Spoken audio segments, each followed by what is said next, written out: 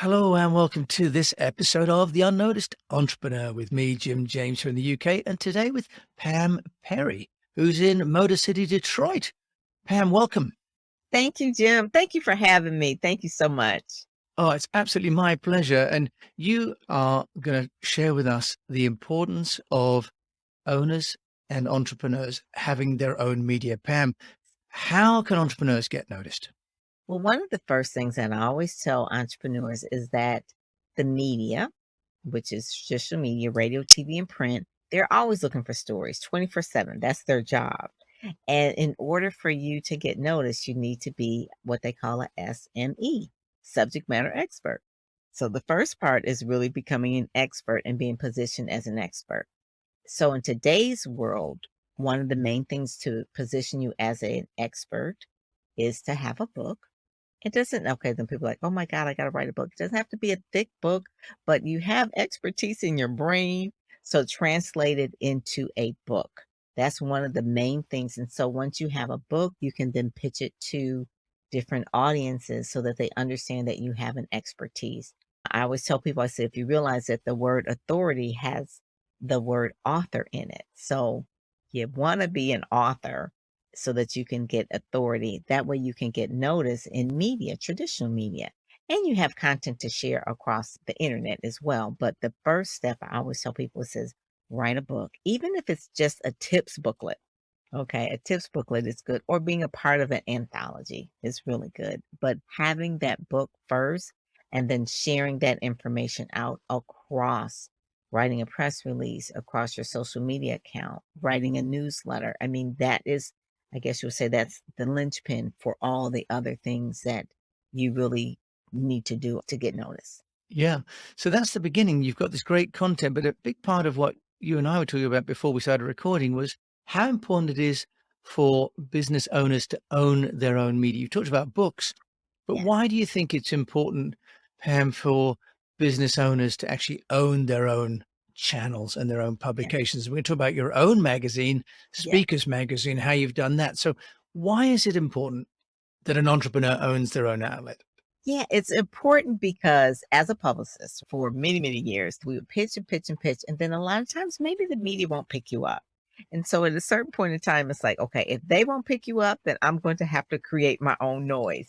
And so when I say that, meaning that you can have your own newspaper by doing your blog, you can have your own magazine by doing a digital online magazine and posting it on Issue, or you can have your own podcast by hosting it wherever podcasts are hosted. You can have your own TV show. All of these different channels, print, radio, TV, magazines, all of those things can be owned yourself by the tools that we have today. Where when I started 20 years ago, all we had was MySpace.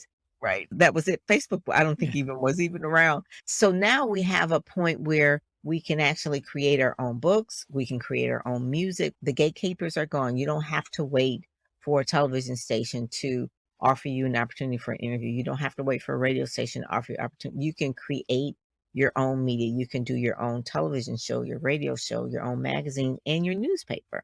Blogs are really, they can be your newspaper. That is an RSS feed that people can syndicate and actually get that information on a regular basis, just like they would a newspaper, daily or weekly.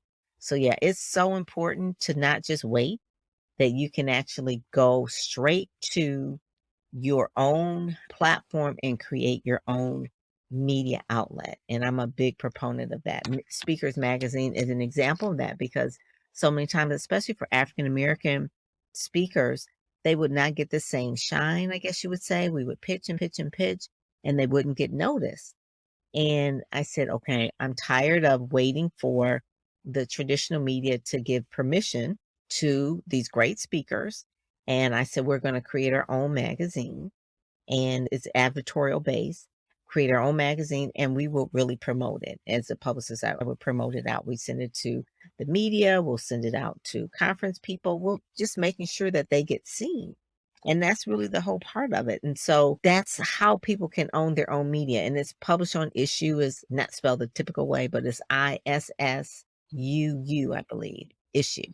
That's right, Yeah, issue.com. Yeah, and I'll issue.com. put that in the show notes as well. It's a Oh great my platform for I self-publishing. love it. And you can embed videos in it as well from your show. You can share it. And it's just a really good platform to really produce your own digital magazine. We actually print ours as well. So this is a printed copy, but you can print it and have just a digital copy as well. And it's a Yeah, platform. Pam. So people that can't see Speakers Magazine, just tell us the format because many people might think, oh, it's much too difficult to produce your own magazine. Can you just take us through some of the mechanics of that and how you produce it? Because that's often the bottleneck, not the idea, but the implementation.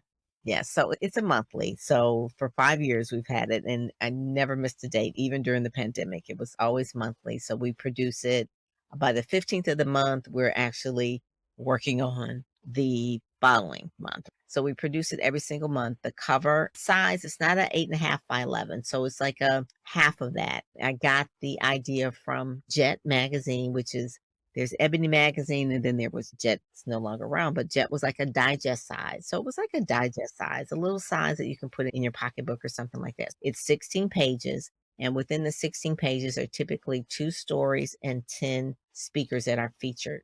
The cover speaker is on the front, and then the center spread is actually the cover story on the actual person who's on the cover. And then the back is typically a conference that is this person that's on the back is going to be the cover of the next following month. So the person who's on the cover typically has an event or they are launching a book. So they're launching something. So that's the news of the speaker. And then within it are speaker bios or one sheets, mini speaker one sheets within it. And basically it's like they talk about their talking topics, their bio, their pictures, their social media, how people can get in touch with them. And so that they have like a little mini one sheet that goes out to the media and to meeting planners and to our subscribers. And then within it is some articles. And the articles are typically like this one is like how to create social media graphics that make you shine or how your purpose was meant to help you profit. So it's usually something that speakers need in order to edify them, but then also generally I guess you Right. could public as well. Yeah. So, Mhm. Pam, you're solving a couple of problems there, aren't you? One is getting the content collated, but you're also helping your clients, those speakers, to get some distribution, aren't you? Yes, that's it. Which So is they can get fantastic. booking. Is that costing you money, or is this sort of like a marketing budget? Because that can often be the other issue that people face. That's true. It's like a marketing budget in a way. Obviously, people will see that I am the publisher of the magazine. There is an ad in here about the services that I have as well, so people can see that as well. But people pay to be in the particular issue. So it's an advertorial. It looks like editorial, but it's actually an advertorial. So it's paid and it's earned at the same time. It's like a paid earned type of program, but it's typical in basically a lot of media today where people are paying to be covers of magazine, inserted in the magazine, being on television shows.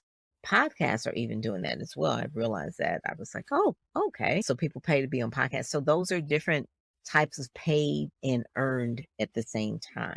And that's just because the market is so competitive now Yeah. that people are doing that. But I Mhm. love that, Pam, how you've managed to create your own channels and then make it even to a profit center, right? That's a really wonderful piece of entrepreneurship in yourself, right? Now, you've also mentioned about using Clubhouse just before we started recording.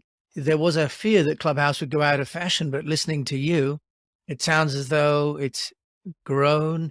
How are you using Clubhouse as, a channel for yourself and for your clients? So everything kind of rolls from the speaker, right? From the speaker's magazine, you got the speaker show and the speaker club, right? The speaker PR and branding club. So within this club are the people who are in the magazine and they come on because you need to hear them, right? So it's an audio app. So you need to hear what they're sounding like and they're sharing their expertise. And we talk about all things PR and branding and also about marketing and revenue generation as well. So every Tuesday and Thursday, we're on at 9 o'clock. We have about 2,000 members that are part of the club, but every Tuesday and Thursday at 9 p.m. Eastern Time, we're on. And what happens is that we record because you can record Clubhouse now. And it's not just iPhone only, Androids are part of it now as well. but we record and then it's transcribed. And so when they're transcribed, we turn them into books. And so they're like quarterly Clubhouse convo books. And the speakers can use them as lead generations. We give them out free. People can download them on the website, but it's a way to the Clubhouse conversations that you miss, you can now read them, right? Yeah. Those are the things right now. So I love Clubhouse. It's very easy. You don't have to worry about the sound quality is good because it is an audio app. And you can also inbox people as well. So you can directly connect with people. So you can be quote unquote in someone's club or on Clubhouse, but you can also inbox them directly and message them. So that's a new feature that I enjoy as well because people have Wow. gotten a lot of business from Clubhouse. Yeah, so it really is becoming like sort of conferences, almost like a conference presentation Yeah. area, right? But with direct outreach as well. That's fantastic. Mhm, So that's mhm. really changed things a lot too, hasn't it? Now, Yeah. you've also mentioned how, as an entrepreneur, when people build their own content channels, there's an opportunity when they cease to run the business that they could leverage the platforms that they've built for what you've called an encore career. Can you Yes. give us an example of an entrepreneur that you know you've worked with that's sort of migrated from running a company to actually then becoming a brand in their own right? Yes. And so, Jim, all of us, we're our own brand anyway, right? So you're an entrepreneur, you're a brand, right? It's like, okay, so I'm a brand. So I have one client, her name is Dr. Geneva. And after 40 years working in nonprofit, she really wanted to do something different. Her first genre into really entrepreneurship was really creating this podcast. So she did the podcast, and the podcast had to do with leadership because she was always a nonprofit leader, started a whole lot of different nonprofits in Detroit. She was head of like United Way and all that kind of thing. So she did the podcast. She did 52 of them, and then she took them and she made them into a book. Her first leverage into doing something on her own. So she did her podcast, turned it into a book. And then from there, people were asking her, like, what do you have after this? And she decided to create a online course, and then the online course was sold from the podcast. The course talked about how to live a vibrant life over 60, 65 actually. And people were saying, you're so vibrant, you're still keeping involved. And so she speaks, she has books, she has courses. And then she moved from just the podcast, which was audio, into actually video.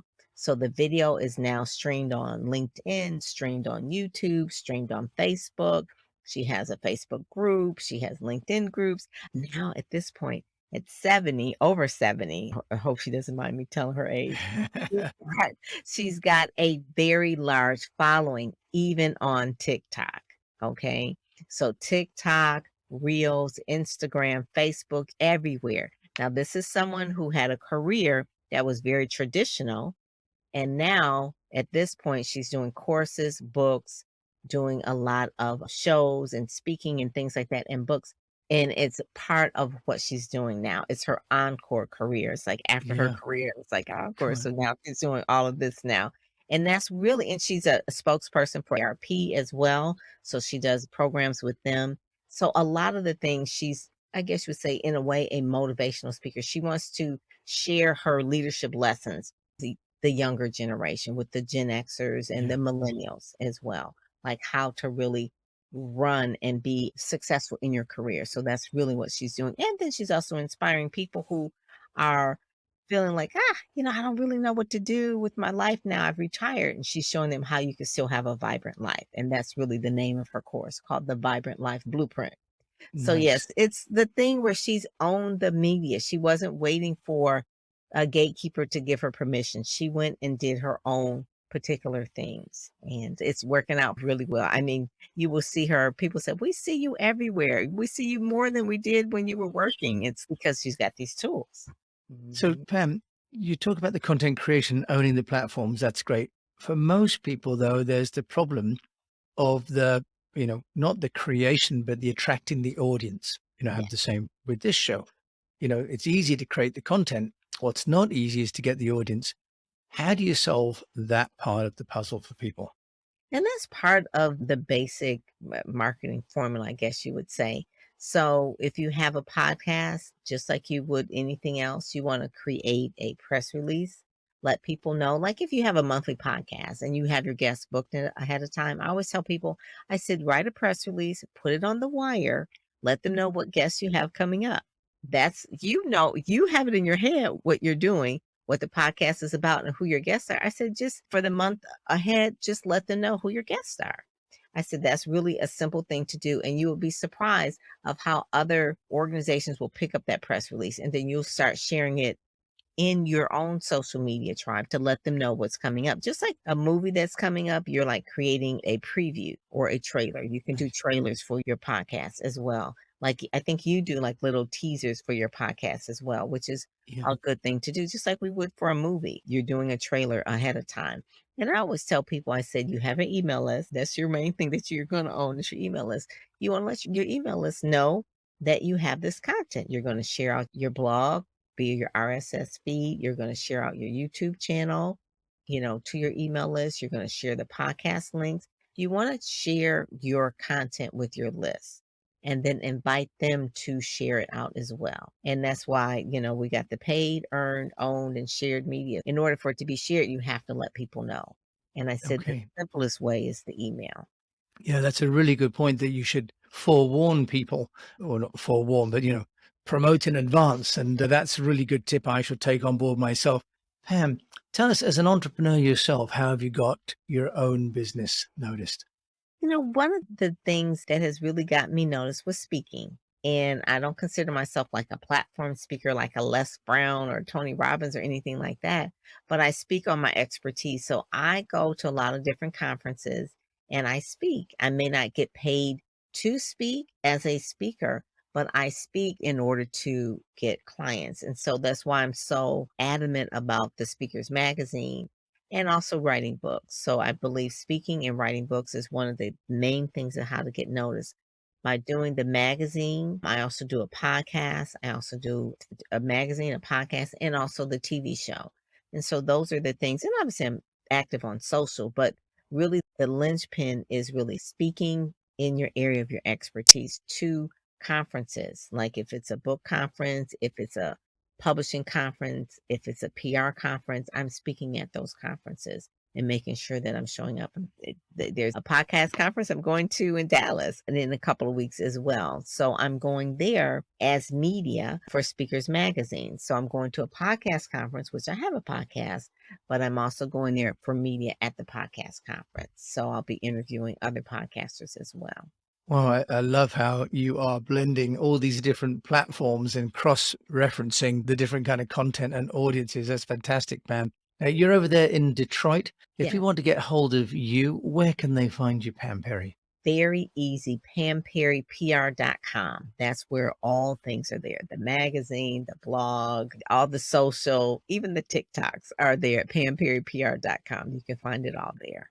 Well, you are really a content creation wizard, Pam. So thank you so much for coming on the Thank show you, and sharing Jim. with me and my fellow unnoticed entrepreneurs really how to get noticed by owning your own channels. Thank you so much. Thank you, Jim. Thanks for having me. It's been great. It's my pleasure. So you've been listening to Pam Perry. And as always, I will include in the show notes the details of my guest, in this case, Pam, and also the software she's referred to called Issuu. And so until we meet again, I wish you the best and just pray that you keep on communicating.